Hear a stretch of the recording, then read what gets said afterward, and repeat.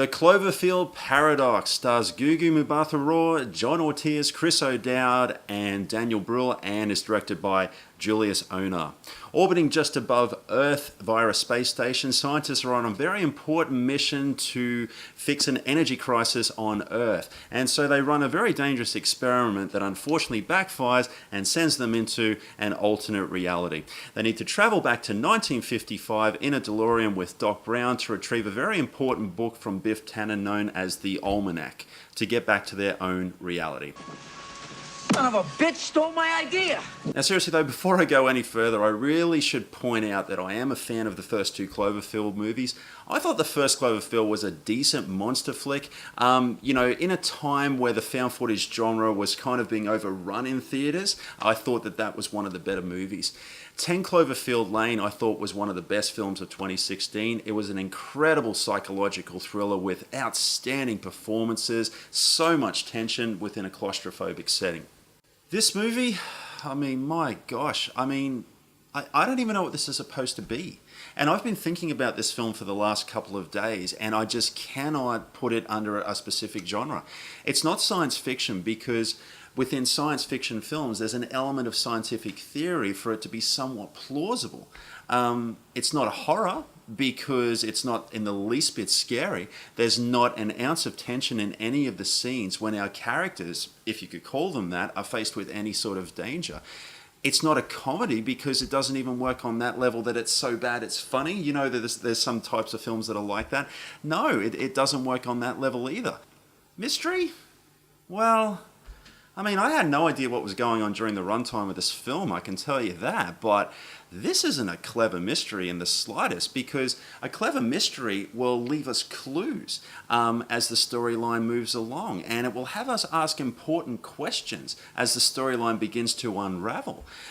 There's not even a high level of ambiguity in this film as well, like films like The Shining, for example, that would have us asking questions and analysing certain scenes for years to come. This film doesn't have any of that. Look, the closest that I can come to articulating what's actually going on within this film is that it's pretty much a subpar ripoff of 1997's Event Horizon, which, not a brilliant film, but I think it's a decent film and probably an underrated film from the 90s if you haven't checked that out.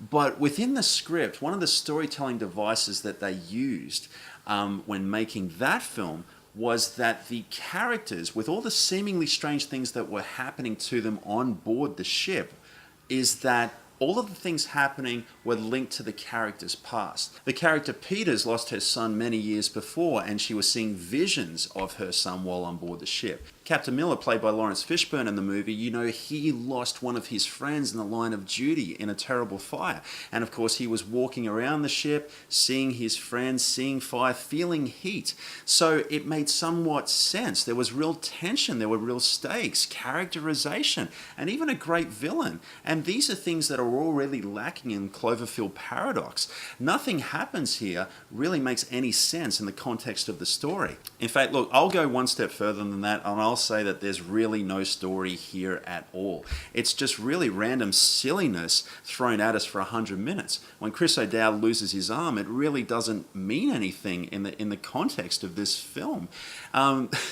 There's a great line in this film actually said by one of the characters, and it made me laugh out loud during this train wreck, was that she said, "Logic doesn't apply to any of this, and nothing could be further from the truth." Look, I've been pretty hard on this film so far in this review, and everything that I've mentioned would have been somewhat forgivable if it had the audacity to stand on its own. It probably could have been a very sort of B-grade sci-fi schlockfest or something like that you could watch late at night, forget about the next day.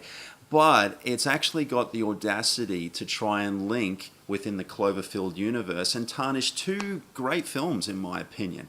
And it does it in such a flimsy way. It almost comes across that they shot 75% of this movie and just decided, hey, we're just going to link this film to the Cloverfield universe. Because the subplot that takes place on Earth with the husband of one of the main characters on the ship is done in just such a lazy way. And I can't quite tell what's going on within the timeline timeline of these films now, thanks to this film, because it looks like it plays out during the events of the first film, but it's very hard to tell now because we've got all these alternate dimensions going on. So we could be very easily cutting back to an Earth that is in an alternate dimension, and if that's the case, why should I care about anything that's happening on screen when most likely in the next film we'll be in another alternate dimension? So it's just a frustrating film to watch. The positive that I will give this film is, despite the fact that the characters are pretty one-dimensional in the film, sorry, pardon the pun, the cast seem to be somewhat invested within their roles, and Gugu Mbatha-Raw, she does the absolute best with what little she's given. This film was originally called God Particle when it was first announced, and then the title was actually changed to Cloverfield 3, and it was during that time that the film actually lost its backing from its investors for a theatrical run, and so it was in limbo there for a couple of months before Netflix picked it up, and then the title was then renamed to The Cloverfield Paradox. The only paradox here is the fact that this film has done that well that they're already planning a fourth film. 1 star. I have to be quick. Whatever you're doing right now, stop. Go to your children right now. Kiss them. So guys, I got through that review and I feel much better for it. What did you guys think of The Cloverfield Paradox? Did you hate it as much as I did? Did you love it? Did you like it? Any opinions, guys? I love hearing from you, so please comment below. Don't forget to flick me a like and subscribe, and remember, a weekend spent watching great movies that aren't The Cloverfield Paradox is a weekend well spent. Thanks for watching.